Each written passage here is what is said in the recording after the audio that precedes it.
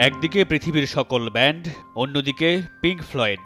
ঘোর লাগানো সুর আর প্রথাবিরোধী লিরিক যে ব্যান্ডকে দিয়েছে কিংবদন্তি অভিধা, করেছে তুলনারহিত। Syd Barrett, Roger Waters, Richard Wright ও নিক ম্যাসন, এই 4 তরুণের হাত ধরে 1965 সালে ব্যান্ডটির গোড়াপত্তন। 2 বছর পর প্রথম অ্যালবাম, শুরু হয় ইতিহাস রচনা। শুরুতেই বেজে ওঠে বিচ্ছেদের সুর, মাদকের কবলে ছিটকে পড়ে সিড ব্যারেট। নিশ্চিত সাফল্যের পথে তার বিদায়ে দলে যোগ দেন গিটারিস্ট ডেভিড গিলমোর।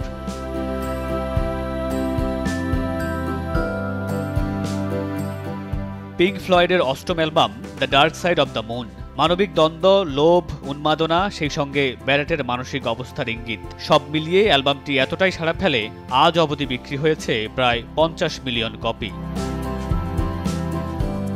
তবে পিঙ্ক ফ্লয়েডের বিদ্রোহী ও প্রতিবাদী মনোভাবের এক চূড়ান্ত প্রকাশ দ্য ওয়াল অ্যালবাম। এই অ্যালবামের সবগুলো গান দ্বিতীয় বিশ্বযুদ্ধ পরবর্তী অবিচার ও অসঙ্গতির দিকে আঙুল তোলে।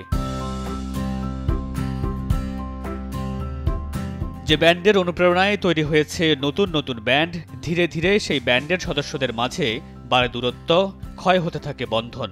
সবশেষ 2005 সালে প্রায় 2 যুগ পর কালজয়ী লাইভ এইড কনসার্টে পুনরায় মিলিত হন ব্যান্ডের 4 সদস্য। ক্যান্সারে আক্রান্ত হয়ে 2006 সালে মারা যান সিড ব্যারেট। তার 2 বছর পর রিচার্ড রাইট। এরপর 2014 সালে প্রকাশ পায় পিঙ্ক ফ্লয়েডের শেষ অ্যালবাম দ্য এন্ডলেস রিভার। তবু আজও কোটি ভক্তের হৃদয়ে বেজে চলে হাই হোপসের সেই অবিনশ্বর সুর।